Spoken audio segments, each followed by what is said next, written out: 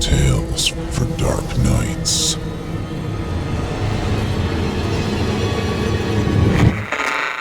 Want to make sure you never miss a Chilling Tales for Dark Nights video again? Be sure to subscribe and hit that bell to turn on notifications. The following program is a production of Chilling Entertainment and the creative team at Chilling Tales for Dark Nights, and a proud member of the Simply Scary Podcasts Network. Visit simplyscarypodcast.com to learn more about this and our other weekly storytelling programs, and become a patron today to show your support and get instant access to our extensive archive of downloadable ad-free tales of terror. Thank you for listening and enjoy the show. The darkness has found you.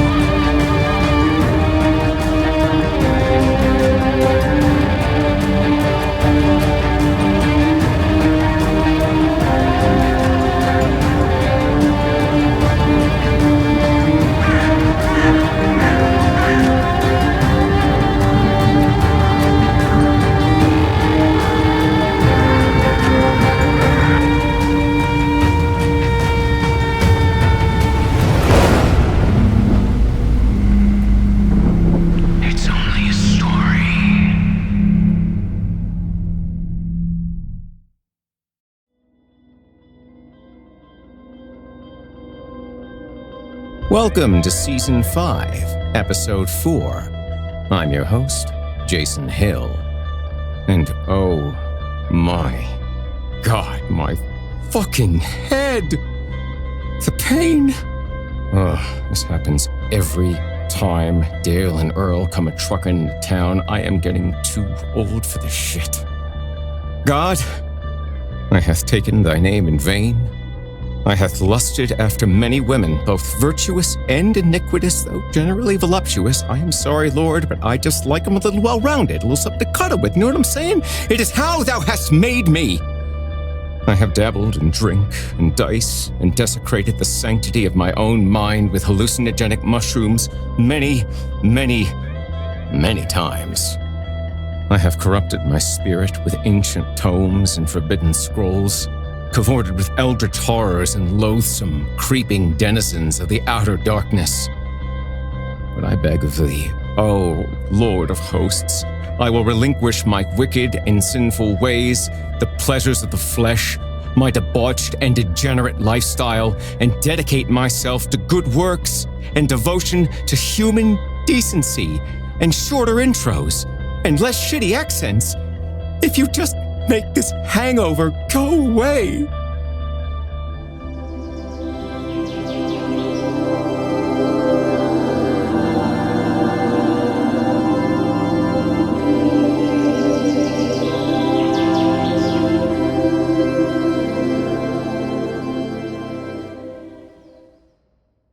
Dang. I feel a lot better. Wow. Satan. I'm sorry, bro. I promise it's not you. It's me. Look, you got demons, man. And I just think I need to work on me for a while. You know? Oh, come on. Don't be like that. You know I'll think of you every time I do shit. Well, I guess I need to give this up too. These stories ain't exactly wholesome. Well, I guess this is it. Goodbye, friends. Safe travels. Psych.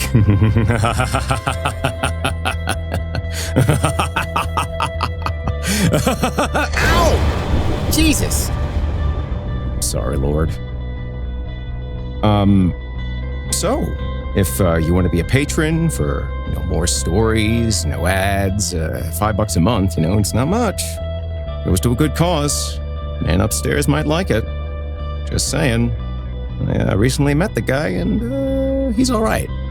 So just, visit simplyscarypodcast.com and click Patrons in the upper menu to sign up today.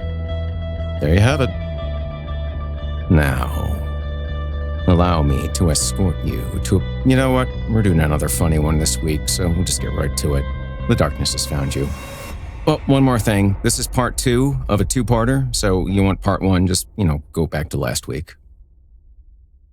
And now, without further ado, from author Kevin David Anderson, I give you part 2 and the thrilling conclusion to The Applicant.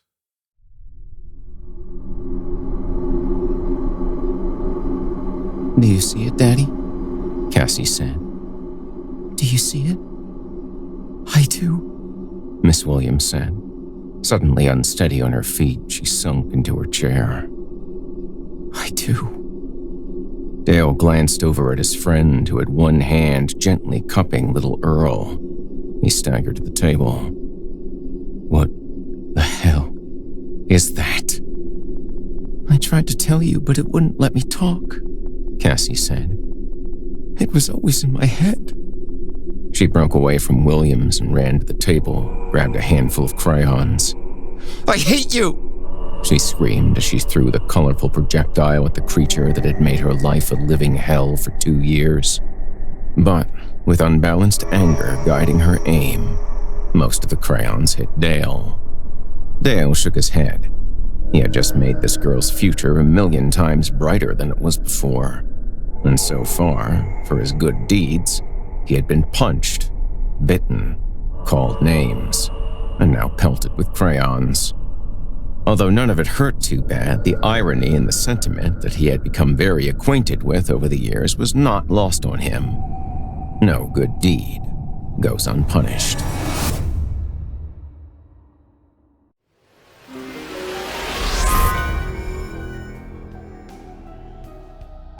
This episode of Horror Hill is proudly brought to you by the Over My Dead Body podcast, Season 3, from Wondery. Got a little joke for you. Stop me if you've heard this one. So a small town, a veteran cop, and 2 bullets walk into a bar.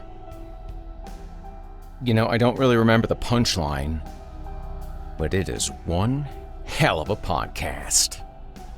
Isn't that clever? God damn. My ad reads are really good, aren't they? Pretty soon you guys will be complaining that the story is interrupting the ads. That's right, folks. Hubris. When the other 6 sins just aren't damning enough, I always reach for hubris. But this isn't an ad for hubris. No, if it were, it would be a good one. Am I right? I am. No. This ad is for Season 3 of the exciting Wondery podcast, Over My Dead Body.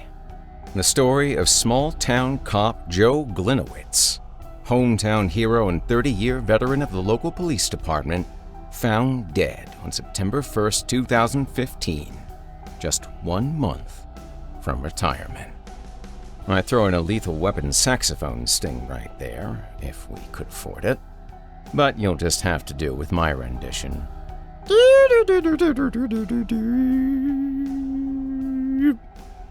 Now that's hubris, baby.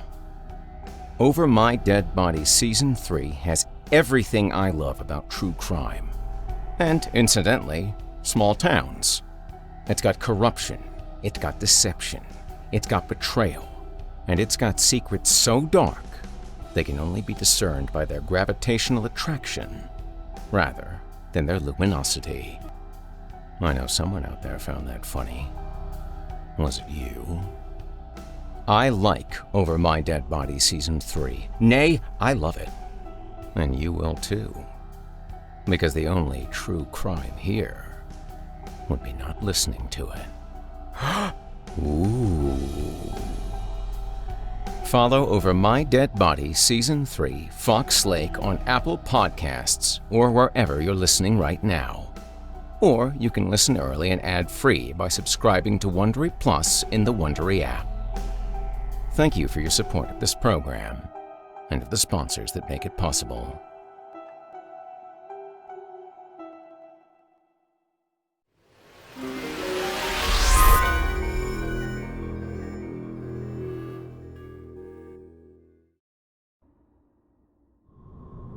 Part 3. Demon Hickeys and Teddy Bears. 20 minutes after Cassie had pelted Dale with a handful of crayons, the room was considerably calmer.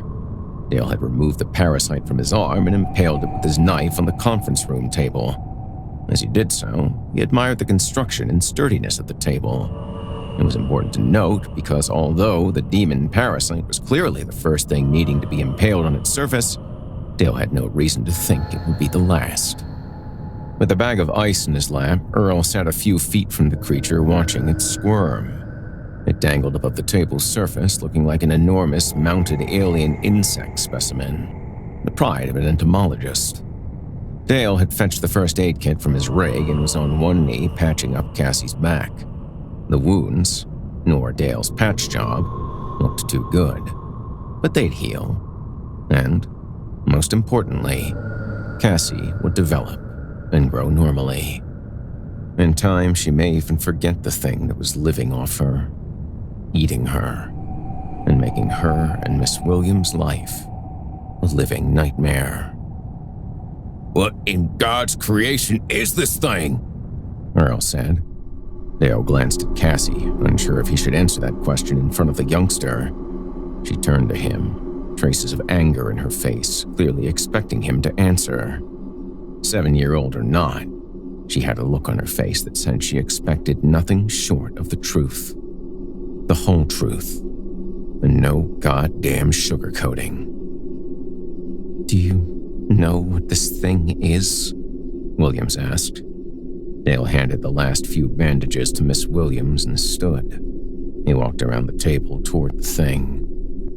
"No one's exactly sure where they come from. There are several versions of the story, but the one that most heed as gospel is that they come out of a certain appendage of a very nasty demon that was known as the Maker." "Was known?" Earl said. "The Maker was put down long ago, or so the story goes." Dale rubbed his chin. "And maybe he is. Maybe he wasn't. But in any case, these things are still around." "Wait." Williams leaned forward. "Demons?" Dale pulled up a chair and sat. He realized he needed to sugarcoat it a little. Stick to what Williams already knew, and any reasonable person might believe. An explanation that fit the facts of what had been happening to her little one was more in order. Besides, a little sugar never killed anybody, with the possible exception of diabetics. "Forget demons," Dale started again. "This here is an interdimensional parasite. They usually nest in places where human children are because their young are attracted to the screams of kids, especially the screams of pain and fear." William sat up. "Like when children are getting their shots. They scream like banshees. Is that why you asked about the pediatrician's office?" Dale nodded. "And despite all these eyes," Dale pointed to its hideous head, "I don't see too good, and depend on the cries of children to find a host to latch onto. I'm guessing there's an area of dimensional bilocation with a nest somewhere in the pediatrician's office." "Dimensional bilocation?" Williams said. "Oh, I know there's one." Earl raised his hand like a grade schooler needing to go to the bathroom. "Well, don't keep us in suspense," Dale said. Earl lowered his hand. "It's a point where two different places can exist in the same spot. Places can even be in different dimensions. Kind of like the Devil's Crossroads. One road is our world, and the other's the Devil's Highway." He looked over at Dale. "How'd I do?" It wasn't the best analogy, but under the circumstances, Dale decided to give it to him. He nodded. Top of the class, good buddy.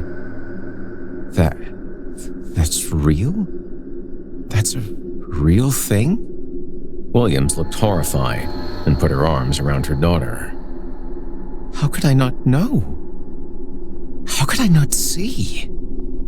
They aren't this big when they first latch on. They're no bigger than a buffalo nickel, really. Anyone can miss them, Dale said.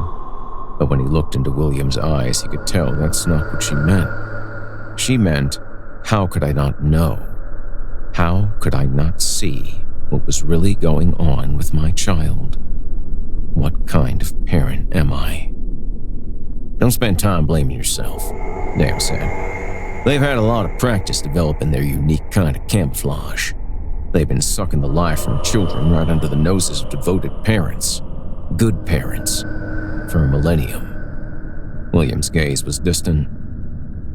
There are so many children going in and out of that pediatrician's office every day.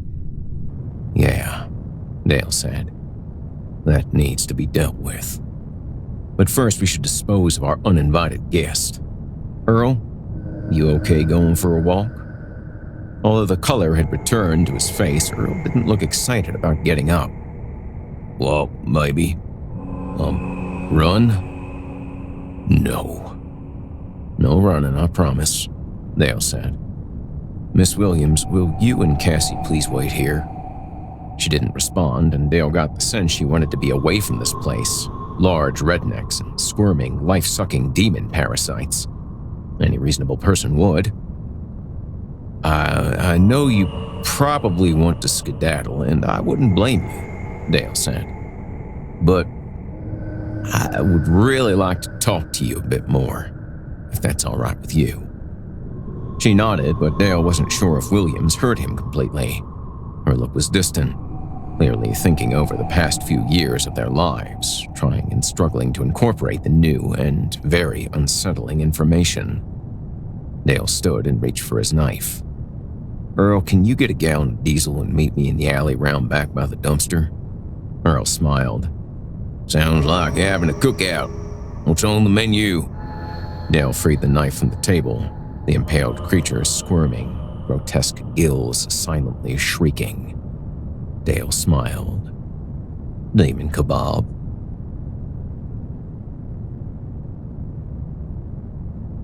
"15 minutes later, as Dale stood in the back alley, he started wondering if Earl had gotten lost. He had thought to go looking for him, but the mesmerizing sight parked 10 feet in front of him kept him rooted to the spot. Finally, with a can of diesel in one hand, Earl joined Dale. What are we looking at? Dale glanced over at Earl. Tell me what you see.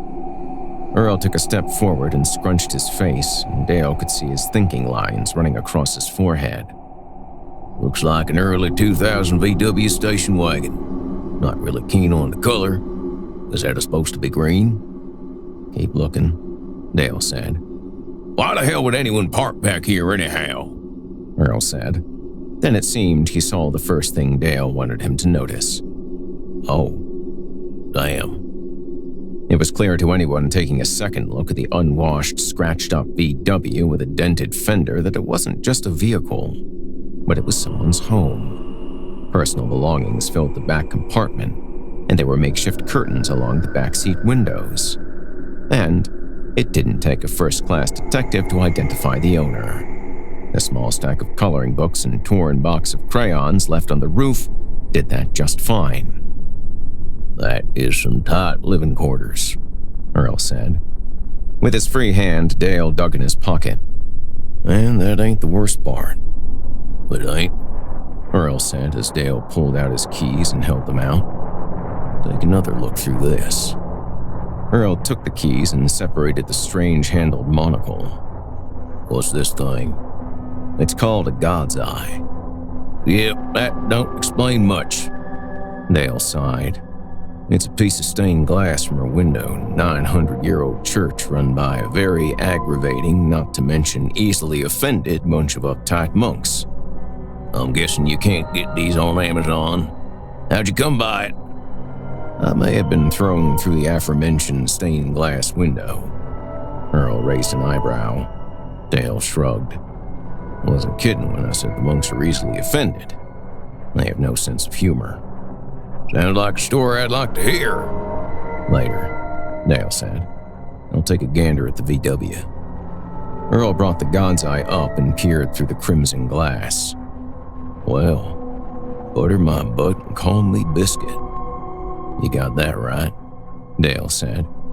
I counted at least 3 of them demon jizz bubbles in there. So, they all been feeding on little Cassie? Earl said. A whole demon lot of them? Dale nodded. Probably exchanged riders when she slipped. Earl's face turned a very distinct color of pissed off. They've been passing her around like a... Them sons of bitches! I can't wait to light their asses up! Well, man, that is the rub. Earl lowered the God's Eye. What do you mean? If you're gonna help me clean out Miss Williams' car, you're gonna need both hands. I am not following. You ain't gonna be much help holding that itty-bitty piece of glass to your eyeball to see him. I don't think I like where this is going, Earl said. You need to see him as clearly as I can, Dale said. And the best way to do that is...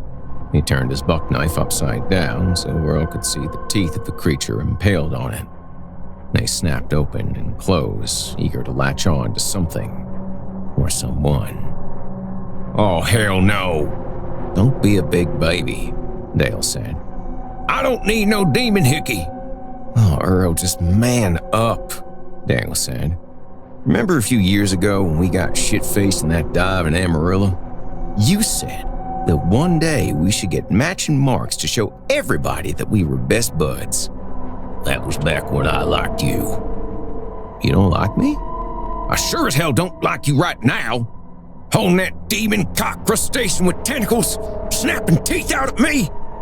Dale tightened his grip on the creature and pulled the knife out, the blade sliding along its gristly outer shell.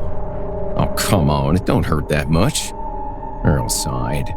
I'm pretty sure back in Amarillo I was referring to matching tattoos and our friendship bracelets.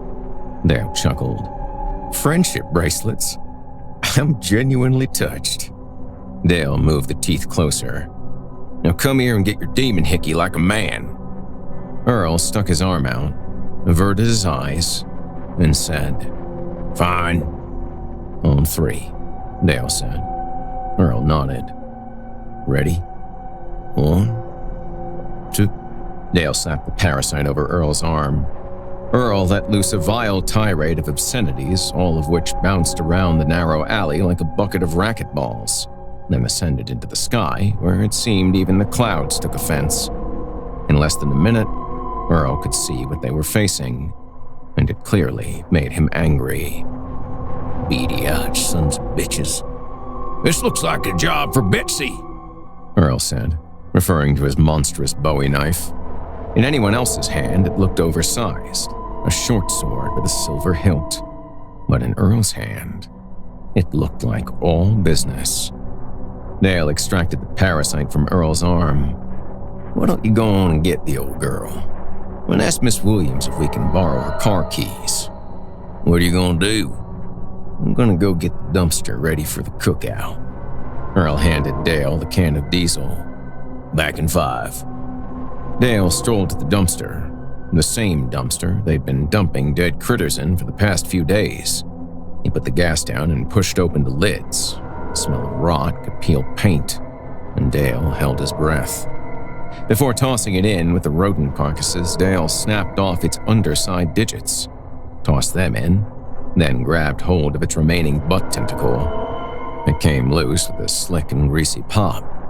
By removing its appendages, the thing became immobile and couldn't crawl out before they lit it up. The easiest thing to have done would have been to reach just above its highest set of eyes, seize its alien neck, and snap it, putting it out of its misery. A quick death as the courtesy Earl and Dale had extended to all the varmints already in the dumpster. No raccoon, possum, or even a rat needed to suffer needlessly. Dale had no inclination to extend that same courtesy to these things. They feed on children, cause chaos in all kinds of families, and ruin lives. No, sir, Dale said, tossing the tentacle into the dumpster. No quick death for you. It was gonna burn. And, silent or not, it was gonna scream. It landed with a thud on top of a bloated possum. Dale peered in and watched as it instantly sank its pincers into the rotting corpse. You are a vile son bitch. He emptied the diesel into the dumpster, then headed back to the VW station wagon. Earl beat him there, Betsy in one hand, car keys in the other, a few throwing knives tucked into his vest. But the most lethal-looking thing he had was the expression on his face. It was pure anger, from cheekbone to cheekbone. And Dale hadn't seen Earl look like that since he tossed a child-murdering politician out a 2-story window in broad daylight. It had been a moment when Earl had become unhinged, lost complete control of himself, and done something he'd immediately regretted. No harm came of it. Well, the flightless politician was certainly harmed, but Dale, given the choice in these moments, would much rather have Earl relatively hinged. You okay, good buddy? Dale said, joining his friend. I'm fine. Just getting impatient. So far, you've had all the fun, Earl said. It's my turn to get some payback for Cassie. Earl took a step to the car. Now hold on, partner. Let me give you the hunting specs on these things, Dale said, putting a hand on Earl's shoulder. They aren't fast, but they can move. Their ass tentacles are pretty strong, and you know where the teeth are. So avoid those. Just point me at the weak points. Under the shell on their backs is the lungs. They're pretty exposed, and you can reach underneath and just suffocate them. It's like squeezing a balloon. Anything else? The head is the weakest spot. Any damage with blade or bare hand, and it'll go as limp as a geezer without Viagra. Earl walked over to the car and manually unlocked it. I see at least 3. 2 in the back seat and 1 in the rear compartment. How do you want to handle this? Well, why don't I go in on the front passenger side and shoo him toward you at the back of the bus? Earl stepped to the rear of the wagon. All right, let's start this party. He pulled out another blade from his vest to keep Betsy company. Dale unfolded his buck knife and moved to the front passenger door. Hey, let's go easy on Miss Williams' belongings and upholstery.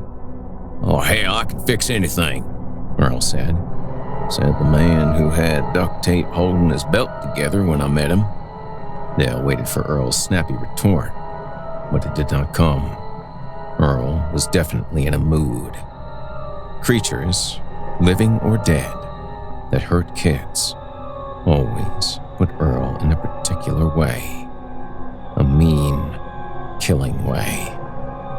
Dale pulled the door open fast, hopped inside, and without hesitation slashed the knife across the closest ass tentacle in the back seat. The parasite, about the size of a serving plate, reared up like a grizzly ready to charge, its gills flapping wildly, sounding its silent scream. Not remotely impressed, Dale hacked off its front 2 digits at about the 3rd knuckle. It spun around, jumped up onto the top of the back seat, and dove toward the rear compartment. Dale tried to stab its head, but it had skedaddled, disappearing amongst Miss Williams' belongings. Dale started to go after it and had crawled halfway into the back seat when he remembered Earl had said there were 2 of them in the back seat. Where the hell are you? Before Dale located it, Earl pulled open the rear door. Earl's big face and hulking mass moved into the back compartment, and the entire vehicle dipped to the rear, the VW shocks definitely being tested. Earl prodded Miss Williams' belongings with Betsy when he must have poked something because a demon parasite sprung up like Old Faithful from behind a box of toys. It tried to come down on Earl's face, but the big man was fast. His hand thrust forward, and the throwing knife blade and Earl's fist went into its open mouth. The blade came out the back, piercing at least 1 lung in the outer shell. The thing closed its mouth, teeth sinking around Earl's wrist. "Son of a bitch!" Earl shouted, then slapped his fist, parasite and all, into the rear side window. The window cracked with a crunch, and the creature's butt tentacles went for Earl's throat. Before they found their target, Earl ran Betsy across its scrawny, insect-like neck. Whether decapitation was Earl's intention or not, it was certainly the result. Its 8 ugly, now lifeless eyes rolled back in their grotesque sockets and tumbled away with the rest of its head. "Hey!" Dale shouted. "What did I say about destroying the car? Miss Williams don't have a lot of means for repairs." Earl looked at the damaged window. "I can fix it. No problem." "Oh, fine," Dale said. "Just go easy. Now I'll just chase one back there. It should be," he gestured with his buck knife, "somewhere over there." Earl cut the dead parasite away from his hand, and, before it was completely off, a grin the size of a boomerang appeared on his face. "Got you, you son of a bitch." Dale saw Betsy dart through the air like an archer's arrow. There was a flash of movement as the parasite Dale had wounded bounded up the interior indentation of the wheel well. Betsy came down hard, but the thing used its ass tentacles to sling itself out of the way. The oversized Bowie knife pierced the VW's metal interior and slashed the carpet. "I said easy, man!" Dale shouted. "I can fix that." Earl extracted his blade and turned to face the parasite perched in a stack of stuffed animals. It reared up, gills flapping, multi-knuckled digits buckling, hideous head with glaring eyes narrowed and ready for battle. Earl swung Betsy like a samurai sword and scored a quick decapitation. Unfortunately, the demon jizz crustacean moved out of the way, and Earl decapitated a teddy bear. Its stuffed head, with Winnie the Pooh eyes, rolled away in a trail of fluff. "Damn it, Earl! I can fix that!" Clearly coming to the conclusion that he was doing more damage to Miss Williams and Cassie's belongings than to the demons, Earl set Betsy down. "Okay, you demon stain. Let's go. Me and you. Mano a di mano." "Did you just say mano a di mano?" Earl held up his hands, taunting the creature. "Don't bother me, Dale. I'm working." The creature shifted left, and Earl moved with it. "Where you going?" Earl said. "You only like playing with defenseless little kids, is that it?" The creature moved to the right, and Earl followed. "What's the matter? Don't want to tussle with someone who can fight back, you ugly son of a bitch!" The gills on the parasite flapped so fast they were a blur, and for a split second, Dale thought he heard a high-pitched scream. It was distant, like a flea fart in a hurricane, but he could definitely hear it. For a few beats, Earl and the creature just stared at one another, like gunfighters waiting for the moment that would end one of their lives. Dale didn't see what triggered it, but at the same instant, Earl and the parasite lunged at one another. The parasite led with its front alien-like digits splayed out like hands. Earl's fat fingers reached out and intertwined with the creature's alien fingers, clutching one another in some weird version of the game Mercy. Dale was willing to bet the farm that no one on Earth could beat Earl in a game of Mercy, not demon parasites or the devil himself. And by the sound of the thing's bones snapping, it was a pretty safe bet. The parasite pulled away, leaving several of its broken digits in Earl's grasp. It tried to bound up the wall, but Earl's enormous hands clamped around its head.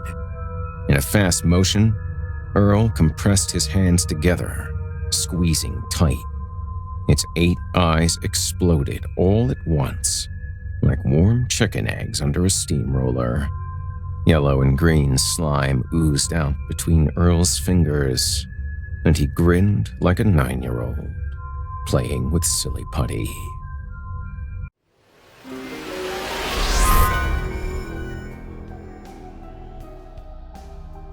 I feel like there's a lot of true crime podcasts out there, you know?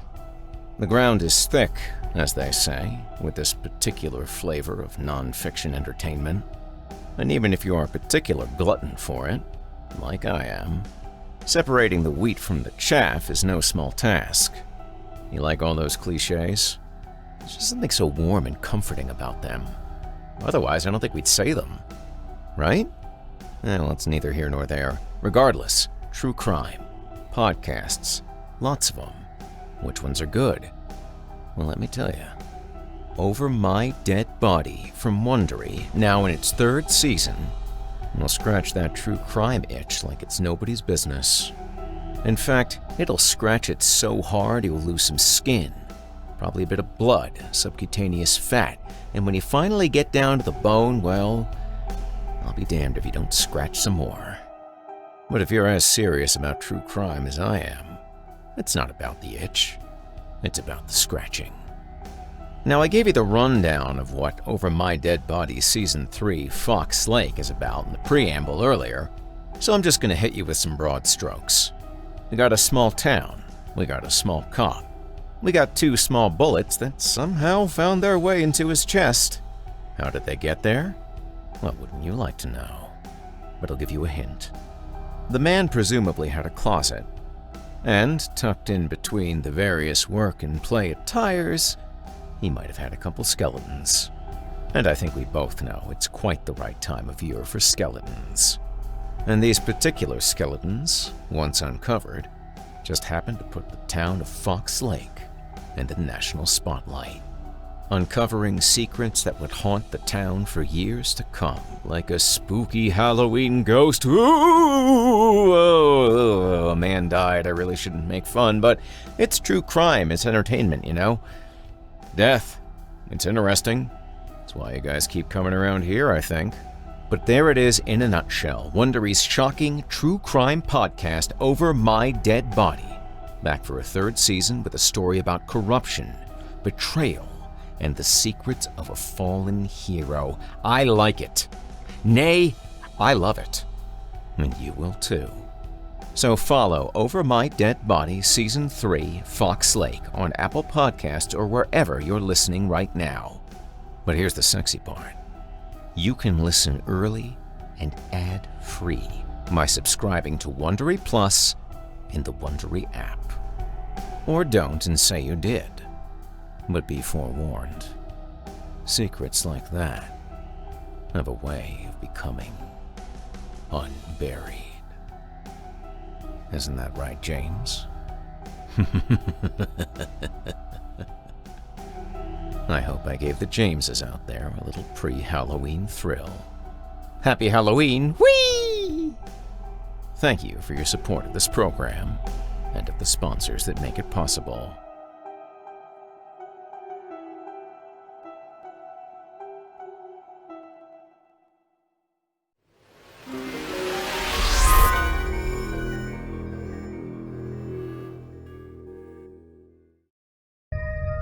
You enjoy yourself? Dale said. Earl nodded. Well, a little bit, Gale. You're making a mess. Oh, hell, I can fix that. Well, before you do, Dale said, help me find the other one. Earl started moving items in the back. A suitcase, bag of laundry. Anything? Dale said, crawling into the back seat with all the grace of a water buffalo at the ballet. One of his boots got hung up on the front seat console and he got stuck in mid-crawl, one knee in the back seat, the other in the front. Earl shook his head. Nah, I don't see... Oh shit, don't move! Dale looked up at Earl and saw the big man's gaze cast upward. Dale craned his head and looked up. Just over the small of his back, which was bare as the day he was born because in his current position his t-shirt couldn't stretch that far, the parasite was pressed up against the roof, flat as a pancake. Its color changed to that of the interior of the car, a chameleon with tentacles. Earl moved closer, the station wagon dipping more toward the rear. You know they could go all camo like that? Dale shook his head, then yanked on his stuck boot. He really wanted to move. In his current position, if the thing had a mind to do it, it could drop straight down on his... Thump! One of Earl's throwing knives thumped into the ceiling, severing 2 digits, making it another hole in the car Earl would have to fix. The alien digits bounced off of Dale's back, and he looked up at it, hoping it was getting ready to make a run for it. Dale was not an expert on demon parasite facial expressions, but in his estimation, it looked right pissed off. It wasn't going to run, and it wasn't going to attack. And the nearest target was... "Oh, shit!" Dale shouted as the parasite landed on his back, ass tentacles wrapping around his waist, its pincers and teeth biting into denim and butt cheeks. "Earl, get it off!" "Hold still, buddy." Dale snapped his gaze up and saw his friend's hand rear back, ready to pitch forward. "No, wait!" Dale shouted as Earl's hand pitched forward in a blur of motion. There was already a fair amount of pain emanating from Dale's backside, but now there was a piercing, sharp sting. On the upside, the parasite stopped moving. Earl raised his hands in victory. "He shoots! He scores!" Dale glowered at Earl.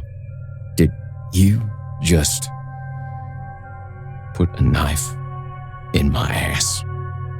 Earl made a sour expression. "Yeah, a little bit. I'm sorry, Dale." Earl leaned closer and seemed to take a hard look at where his knife was. Then, his face looked pained. I don't think I can fix that." Dale's expression turned 8 different shades of angry.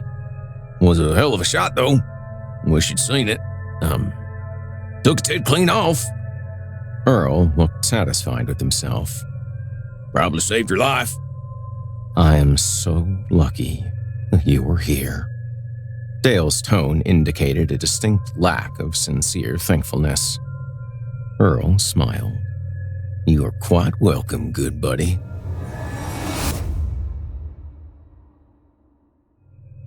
Part 4. An ass dimple and an offer. "Can you please hurry it up?" Dale said, leaning up against the outside of the station wagon, his rear end thrust outward. "What's the rush?" Earl said, preparing to retrieve his blade. Dale looked up and down the alley. "I don't want anyone seeing us like this. That's how rumors get started." "I'll quit your belly aching, princess. I'll be gentle," Earl said. "On 3. Ready?" Dale nodded. "A 1, a 2. Earl yanked out the knife from his friend's right butt cheek, not at all gently. "Oh, God damn it! Oh. Dale grimaced. "Oh, how's it look?" "Not bad," Earl said. "For a while it took the worst of it." "Didn't feel that way," Dale said. "I think you hit the bone." "That might leave a cute little dimple is all," Earl said. "If you ever get yourself a steady woman, she'll think it's adorable." Dale stood up straight. "If you're done staring at my ass and speculating about my love life, can we get on to the business of putting these 3 sons of bitches to the flame?" "You take them to the dumpster," Earl said, "and I will meet you there." "What are you gonna do? Start fixing Miss Williams' car already? You and Betsy done did a bang-up job." Earl stepped to the rear of the wagon. "No, I think there's still one back here. I saw something moving around. Hiding." Dale reached inside and picked up the parasite that bit him in the ass. "You can handle it? You don't need me?" "Aw, you and your bud'll just get in the way again." Dale picked up the other 2 and slung them over his shoulder. "You had no argument from me or my ass on that. I will see you at the cookout." "I'll be right behind you," Earl said as Dale turned to leave. He strolled down the alley, trying not to limp, but it was difficult. He hoped to God he wouldn't need stitches. It was his least favorite area to have a stranger go to work with thread and needle. Each step got a little easier as the pain started to dull, and by the time he reached the dumpster, the discomfort was just an annoying throbbing. Tossing the demon carcasses into the dumpster, he thought, just for a second, he felt one of them move. One of them still alive? An ass tentacle had stiffened in his grasp as he slung the body inside. He peered in to see if anything was squirming, but nothing immediately caught his eye. Before he could take a harder look, he heard Earl shouting behind him, "Light the damn fire!" Dale looked back and saw his partner running his way, arms over his head, holding the biggest goddamn demon parasite he had ever seen. Tentacles flapping like unattended fire hoses on full blast. Oh, shit! A few minutes after Earl had done his extremely unattractive slow-motion Baywatch run down the alley, Dale still lay on the cement in the alley, staring up at a late afternoon sky, slowly bleeding into twilight.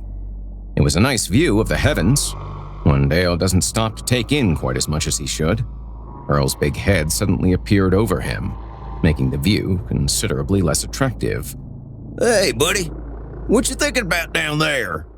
"Oh, not much," Dale said. "Just wondering at what point and what was a perfectly good day, everything went abruptly south." "Oh, geez, Dale, you do tend to see things always in the negative." "You did just body check me into the dumpster." "Well, I do recall asking you to get out of the way." Dale sighed. "I have received an undue amount of injuries for a Tuesday, and I do believe you are responsible for most of them." Earl thrust down a hand. "Listen, you've been kicked in the nuts today by someone who could easily be the place kicker for the Chicago Bears. I don't want to hear any complaining." Dale took Earl's hand. "Well, fair enough." Dale let Earl pull him to his feet. He was immediately hit by a wave of roasting demon flesh, crispy and popping, as the dumpster was ablaze. Dale peeked in, letting the heat warm his face. He grinned as parasites cooked, and the one latched onto the dead possum gills vibrated with its silent scream. "Well, at least we accomplished something today." They started strolling back, both walking a little funny. Dale definitely had to lean on one side while Earl's strides were a little bow-legged, his attempt to reduce the friction between thigh and swollen manhood. "So," Earl said, "what are we doing with Miss Williams?" "Why don't you leave that to our human resources director?" Dale said. "Oh, and who the hell's that?" "That's me. Last company meeting I was at, I was voted into the position. It was unanimous. You weren't there. You, got a problem with that?" "No," Earl said. "I got a problem with our new human resources director being a bit grumpy." "Well, his partner put a new dimple in his ass, which tends to make him so." "Fine, Mr. Human Resources. What you thinking?" "Well, I'm thinking about the spot in the building where I was planning on making a gym." "A gym?" Earl said. "You know, some free weights, a punching bag, maybe a treadmill for someone." "Oh, hell, what good's a punching bag? Don't even hit back. Besides," Earl gestured to the LA skyline, "there's a whole city full of assholes you can go hit if you need to." "I shouldn't have to go pick a fight every time I need to work off a little aggression." Earl looked at his friend quickly. "It's like you're speaking a foreign tongue or something. Where's my friend Dale? What have you done with him?" Dale shook his head and sighed. "You go entertain our guests. I gotta make a call." "You phoning some assholes?" "Well, excluding present company, them's the only kind of folks I know."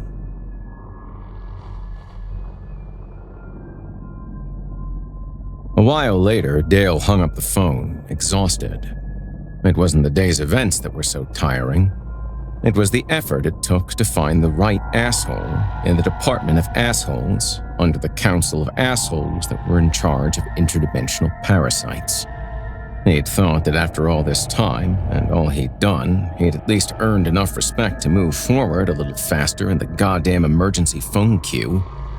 When he finally connected with the right, and to the young man's credit, a very respectful asshole, Dale learned that the fine folks that take care of demon parasites and the like had already been to the pediatrician's office in Thousand Oaks, and the dimensional breach had been sanitized. They'd even followed up with previous patients going back almost a decade to assess them for uninvited life-sucking hitchhikers. But since Williams had been living out of her car for the past 2 years, they couldn't follow up with her or Cassie.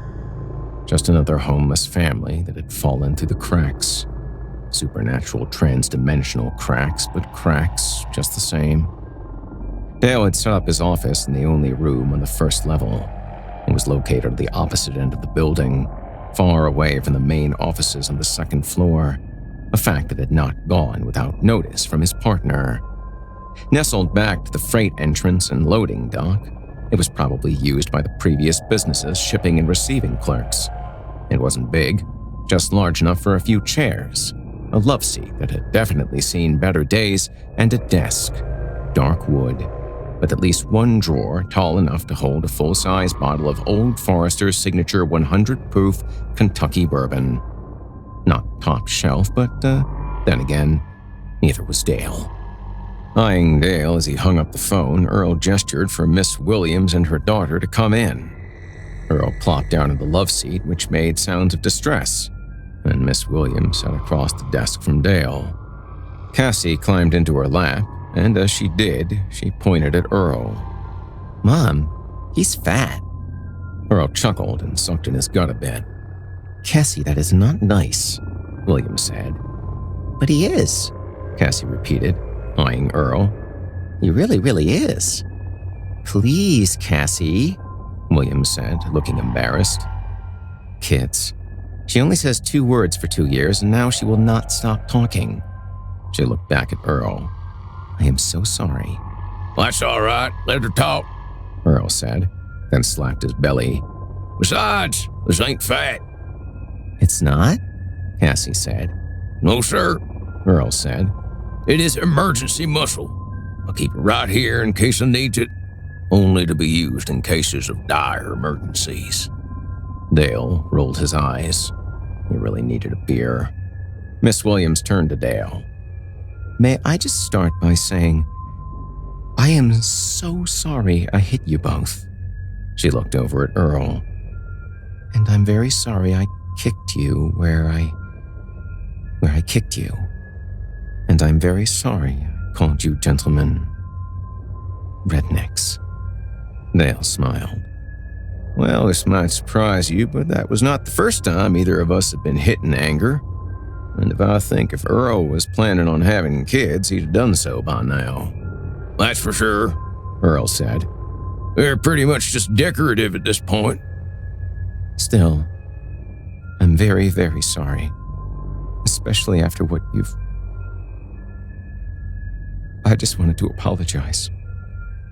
No parent needs to apologize to us for protecting their kid. No way, no how.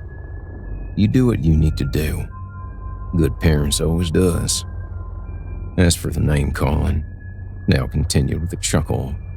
Neither my partner or myself is in denial about the color of our necks. Just sticks and stones, Earl added. We don't hurt much less than you know how to use them. Thank you. And thank you for what you did for Cassie. Williams leaned forward. But how do you even know about those things? How did you know what to do? Where they came from? Any of it? Oh, Earl said. You don't want to open that can of worms. I don't, Williams said, eyebrows raised. No, ma'am. You do not, Earl continued. There are literally big, ugly worms involved. Big uns. Dale shot his friend a glance. That's enough, Earl. He turns his attention back to Miss Williams. You mind if we put a pin in that for a moment? My partner and I would like to make you an offer. You want to hire me? Williams said.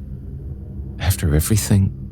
You are by far the most competent person I've met today. And not just today, but in a good long while. Smiling, Williams looked to be holding back tears. Thank you. "I'd like you to start immediately, help us get this office set up and organized," Dale said. "But there's one condition." Williams sat up a bit and looked like someone waiting for the other shoe to drop. Dale tried to think of words that were inviting, comforting, and not at all dictatorial or brash. But Dale wasn't wired for inviting, and he sure as hell wasn't wired for comfort, so he went with what he knew. "You and Cassie will come and live here, starting tonight. This is non-negotiable." Williams looked stunned. Cassie smiled. "Got lots of rooms, lots of furniture, or even some beds still in crates that we'll get together. There's a bathroom and showers, and my partner and I put together some kitchen-type stuff, like a microwave, mini stove, fridge, that kind of thing." Williams shifted in her seat, probably not fully believing what she was hearing. "Well, I don't know." Dale knew it was important for some men, women, and gender transfers alike to feel as if they were paying their way. Being prideful sure wasn't a sin, but it could keep someone, especially a protective and self-reliant mother, from accepting help when offered. Dale suspected Terry Williams was such a person. "This ain't a handout, and we're no charity. This is a business, and I will charge a little bit of rent. And I expect this to be temporary, just until you get back up on your feet. This place is clean, and I expect you two to help keep it that way. But most importantly, this place is safe." Williams nodded while holding her daughter. What sourpuss means is, Earl said, "Welcome to E&D Trucking." Dale glowered at Earl. "It is D&E Trucking. I told you not to argue with the marketing director." "Fine," Dale said. "Welcome aboard." Dale stood and held out his hand. Williams rose slowly, smoothed out her skirt with both palms, and firmly took Dale's hand. "Please, call me Terry." Dale smiled. "I'm Dale." He gestured to his friend. "And your daughter's new coloring partner is Earl." "Well, looky at us. We went from a twosome, hop right over to a threesome, but now we's foursome." Terry looked at Earl. "What?" "Earl," Dale barked. "What'd I say?" "You'll have to be patient with him, Terry. His heart is 10 times the size of his brain, and it do have its ups and downs." Terry smiled. "What'd I say?" Earl held up his hands. "What'd I say?" The end. Thank you for listening to Part 2 of The Applicant, written by Kevin David Anderson. For Part 1, I encourage you to check out last week's episode, The Art of the Diesel Part 1, for the first half of this story. But feel free to skip the intro on that one, because it's pretty goddamn stupid. Happy Samhain.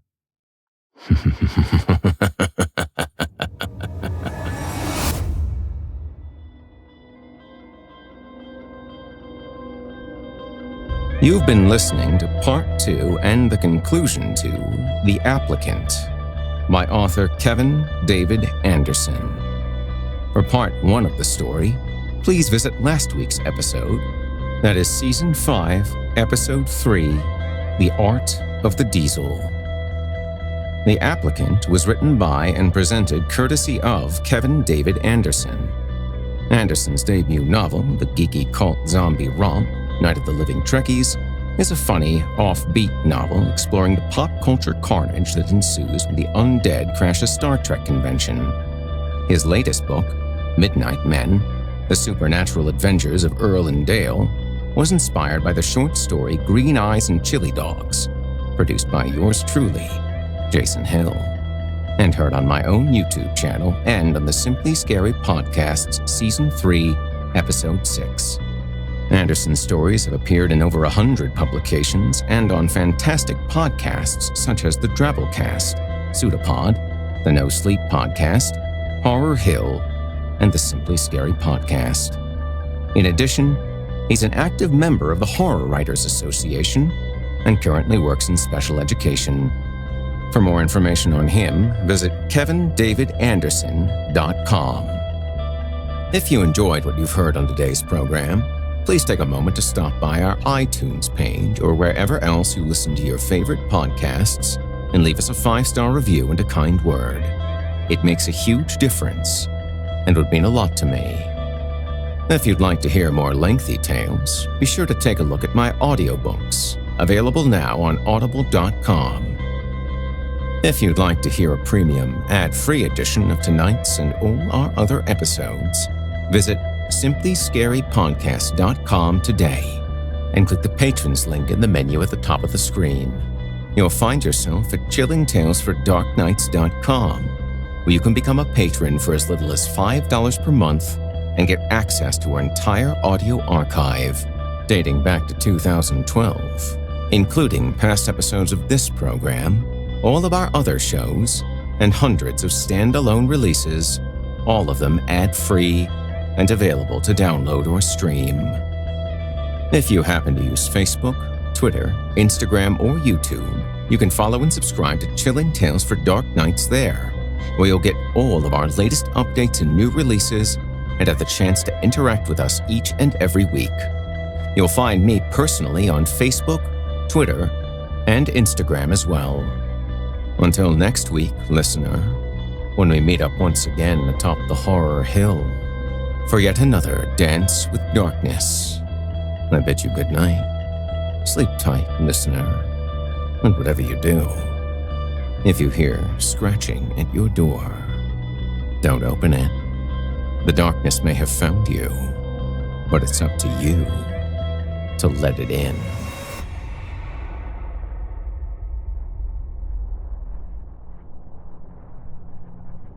You've been listening to Horror Hill, a production of Chilling Entertainment and the creative team at Chilling Tales for Dark Nights, as well as a proud member of the Simply Scary Podcast Network. Visit simplyscarypodcast.com today to learn more about our network and our other amazing storytelling programs.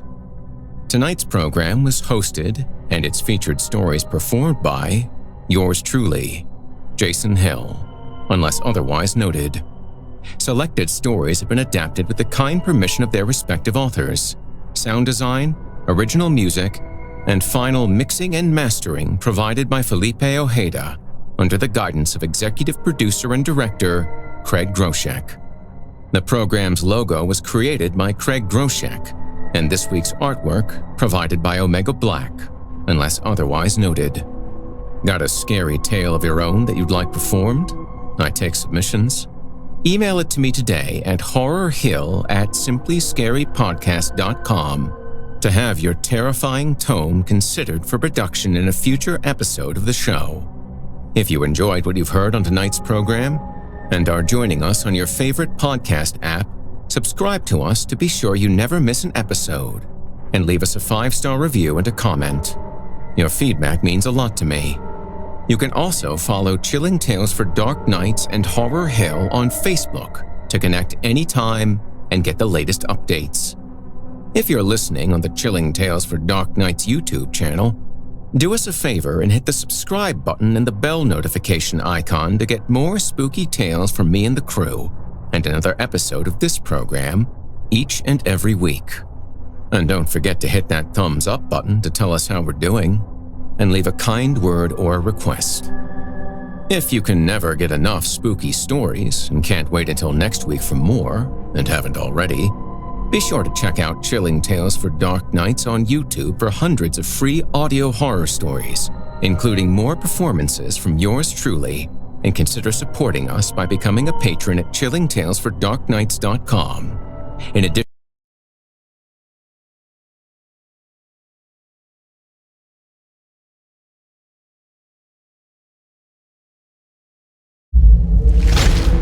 Chilling Tales for Dark Nights.